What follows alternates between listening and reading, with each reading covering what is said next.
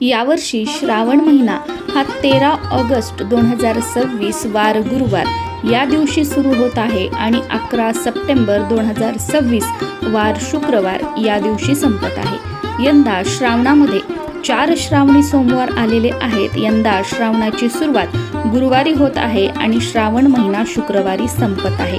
पहिला श्रावणी सोमवार 17 ऑगस्टला आहे।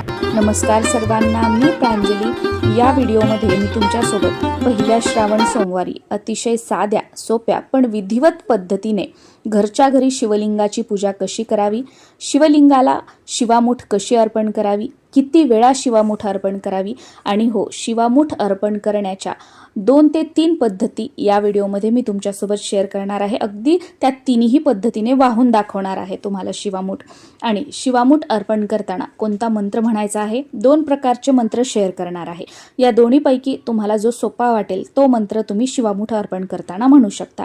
सोमवारची पूजा केल्यानंतर नैवेद्य काय दाखवायचा, सोमवारचा उपवास कसा करायचा आहे, या श्रावणी सोमवारच्या उपवासाला काय खावं काय खाऊ नये, हा उपवास दुपारी सोडावा की रात्री सोडावा आणि हा उपवास सोडताना कोणती भाजी खाऊन हा उपवास सोडावा आणि सर्वात महत्त्वाचं या दिवशी सेवा काय करायच्या आहेत, अशी संपूर्ण माहिती या व्हिडिओमध्ये मी तुमच्यासोबत शेअर करणार आहे।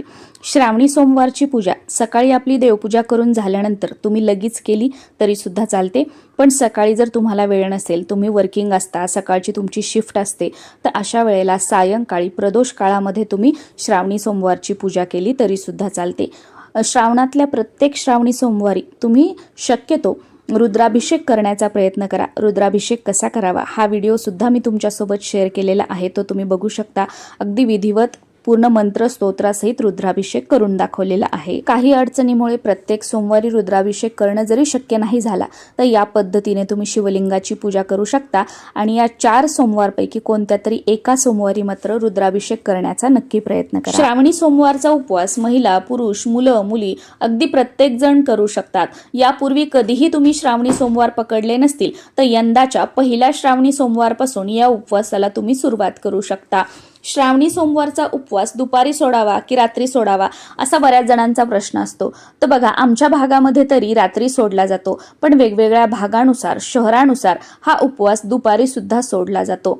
तुमच्या भागानुसार, तुमच्या शहरानुसार आणि सर्वात महत्त्वाचं तुमच्या कुळामध्ये, तुमच्या घराण्यामध्ये पूर्वीपासून परंपरागत हा उपवास सोडण्याची पद्धत कधी आहे, तुमच्या कुळामध्ये दुपारी सोडला जातो पूर्वीपासून का रात्री सोडला जातो, हे तुम्ही जाणून घ्या। तुम्हाला घरात सासूबाई वगैरे सांगणाऱ्या कोणी नसतील तर तुमच्या भावकीमधील मंडळींना तुम्ही विचारा, ते माहीत करून घ्या आणि त्यानुसारच हा सोमवारचा उपवास तुम्ही त्यावेळेला सोडण्याचा प्रयत्न करा। कारण पूर्वीपासून आपल्या घराण्यात ज्या काही रूढी परंपरा चालत आलेल्या आहेत त्या जाणून घेणं, त्या पाळणं आणि त्या पुढे चालू ठेवणं आणि त्याच प्रकारे जे काही सगळे सणवार, व्रतवैकल्य आहेत ते करणं हे आपलं प्रथम कर्तव्य आहे। त्यामुळे मी तुम्हाला काय व्हिडिओमध्ये सांगते किंवा अजून कोणाचं तुम्ही व्हिडिओमधून काय ऐकताय, गुगलवर वाचताय, यापेक्षा आपल्या रूढी परंपरेप्रमाणे उपवास सोडण्याचा प्रयत्न करा। आणि असं काहीही नाही की मी तुम्हाला सांगितलं रात्री सोडायचा आणि तुम्ही जर दुपारी सोडला तर ते चुकीचं आहे, असं अजिबात नाही। तुमच्या घराण्यामध्ये जर पूर्वीपासून दुपारी सोडला जात असेल तर तुम्ही दुपारी सोडा, हे तुमच्या फायद्याचं आहे। कारण आपल्या घराण्याच्या रूढी परंपरा सोडायच्या आणि दुसऱ्यांनी सांगितलेलं ऐकून त्याप्रमाणे व्रतवैकल्य करायची, हे पूर्णपणे चुकीचं आहे। मी सुद्धा माझ्या सासूबाई वगैरे पूर्वीपासून आमच्याकडे सासरी जसं केलं जातं त्याचप्रमाणे करत आहे। श्रावणी सोमवारच्या उपवासाला 2 वेळा मीठ खायचं नसतं, 2 वेळा मीठ खाल्ल्याने हा उपवास मोडतो। आणि श्रावणी सोमवारी किंवा महादेवाच्या कोणत्याही उपवासाला भगर चालत नाही, भगर खाल्ल्याने सुद्धा सोमवारचा उपवास किंवा महादेवाचा जो कोणता उपवास व्रत असेल ते मोडल्या जातं। त्यामुळे या 2 गोष्टींची काळजी घ्यायची आहे।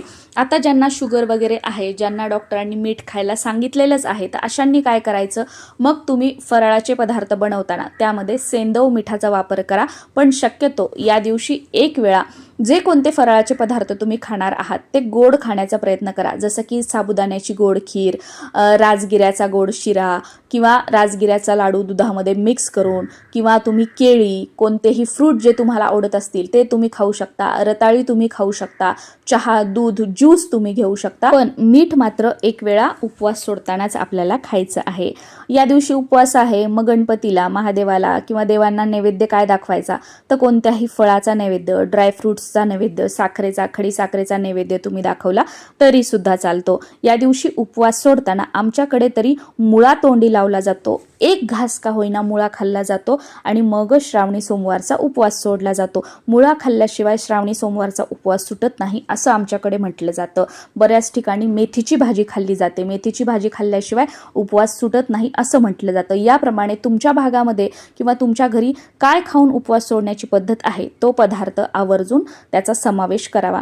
या दिवशी आवर्जून शिवपूजा झाल्यानंतर बेलपत्र शिवलिंगाला अर्पण करायचे आहेत. बेलपत्र अर्पण करताना नेहमी त्या बेलाची जी दांडी असते, मागचं जे देठ असतं, तर ते याप्रमाणे बघा तोडून घ्यायचं आहे आणि त्यानंतरच बेलपत्र जे आहे ते शिवलिंगावरती अर्पण करायचं आहे. आणि बेलपत्र नेहमी पालथं म्हणजे जो निमुळता मऊ भाग आहे तो शिवलिंगावर ठेवून देठ जे असतं ते भिंतीकडे येईल आणि पान समोर आपल्याकडे येईल.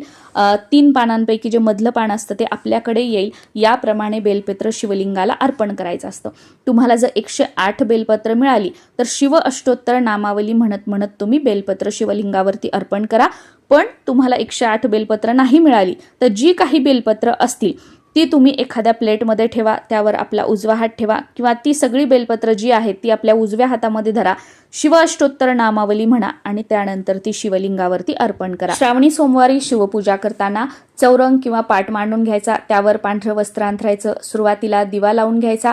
शक्य झालं तर आपण पांढरी वस्त्र घालायची.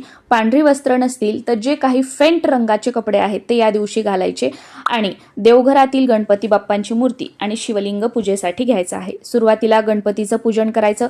ओम गण गणपतये नमः हा मंत्र म्हणून गणपतीच्या मूर्तीवर अभिषेक करायचा किंवा गणपती अथर्व शीर्ष किंवा गणपती स्तोत्र म्हणून अभिषेक केला तरी सुद्धा चालतो. गणपतीची मूर्ती स्वच्छ पुसायची. 2 विड्याचे पानं घ्यायचे, त्यावर थोडेसे तांदूळ, त्यावर ही मूर्ती ठेवायची किंवा छोटीशी एखादी तुमच्याकडे तांब्याची पितळीची प्लेट असेल तर त्यामध्ये गणपतीची मूर्ती ठेवली तरी सुद्धा चालते. गणपतीच्या मूर्तीला हळद कुंकू वगैरे अर्पण करून घ्यायचं. तुमच्याकडे असतील तर दुर्वा वाहायच्या, फुल अर्पण करून घ्यायचं आणि नैवेद्य दाखवायचा आणि धूपदीप ओवाळून घ्यायचं. त्यानंतर शिवलिंगाची पूजा करायची आणि शिवामूठ अर्पण करायची.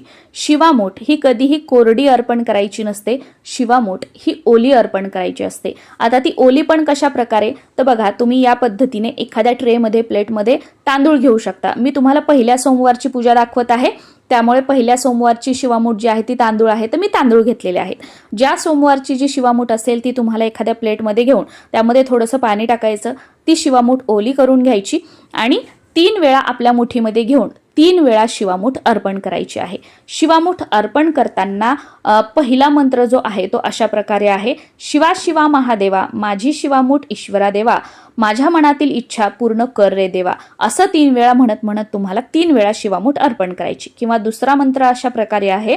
शिवा शिवा महादेवा, माझी शिवामूठ ईश्वरा देवा, सासू सासरा दिरा भावा, ननंद जावा भ्रतारा, नावड तिची आवडती कर रे देवा, असे म्हणत आपल्याला शिवामूठ अर्पण करायची आहे. आता पहिल्या पद्धतीने ओलं करून आपण आपल्या मुठीमध्ये घ्यायची ती ओली शिवामूठ आणि 3 वेळा अर्पण करायची. दुसऱ्या पद्धतीमध्ये कोरडे तांदूळ घ्यायचे, आपल्या उजव्या हातात धरायचे आणि शिवलिंगावर सोडत सोडत वरतून एका पेल्याने आपल्या मुठीवर आपल्याला पाणी सोडत सोडत शिवामूठ अर्पण करायचे आहे. या दोन्हीपैकी ज्या पद्धतीने तुमच्याकडे शिवामूठ अर्पण केली जाते तर त्या पद्धतीने तुम्ही शिवामूठ अर्पण करू शकता. आणि बरेच जण इतकी छोटीशी शिवामूठ अर्पण करतात की ती अर्पण केली आहे का नाही हे सुद्धा दिसत नाही. तर असं करू नका. शिवा मूठ म्हटलेलं आहे त्याच्यामुळे आपली मूठ भरून ज्या ज्या दिवशीची जी शिवामूठ असेल ती घ्या आणि ती अर्पण करा. या दिवशी शिवलीलामृत ग्रंथाचं पारायण करण्याचा प्रयत्न करा. पण काही अडचणीमुळे झालं नाही तर शिवलीलामृत या ग्रंथातील 11वा अध्याय आवर्जून पठण करा आणि या दिवशी 108 बेलपत्र शिव अष्टोत्तर नामावली म्हणत म्हणत तरी किमान शिवलिंगाला अर्पण करा. महादेवाच्या मंदिरामध्ये जाऊन शिवाचं दर्शन घ्या आणि शक्य झालं तर प्रत्येक श्रावण सोमवारी किंवा या 4 श्रावण सोमवारपैकी कोणत्याही एका सोमवारी रुद्राभिषेक आपल्या घरामध्ये आवर्जून करा आणि दुसऱ्या दिवशी म्हणजे मंगळवारी उत्तर पूजा करून घ्या. वाहिलेली शिवामूठ जी आहे ती पक्ष्यांना खायला घाला किंवा तुमच्या घराच्या आजूबाजूला एखादं मोठं कोणतं झाड असेल तर त्या झाडाखाली ठेवा म्हणजे पक्षी खातील. बेलपत्र फुलं वगैरे जे आहे ते निर्माल्यामध्ये टाका आणि प्रत्येक सोमवारी या प्रकारे पूजा करायची आहे. फक्त शिवामूठ बदलायची आहे. पहिल्या सोमवारी तांदूळ, दुसऱ्या तीळ, तिसऱ्या मूग आणि चौथ्या सोमवारी जव शिवामूठ जी आहे ती शिवलिंगाला अर्पण करायची आहे.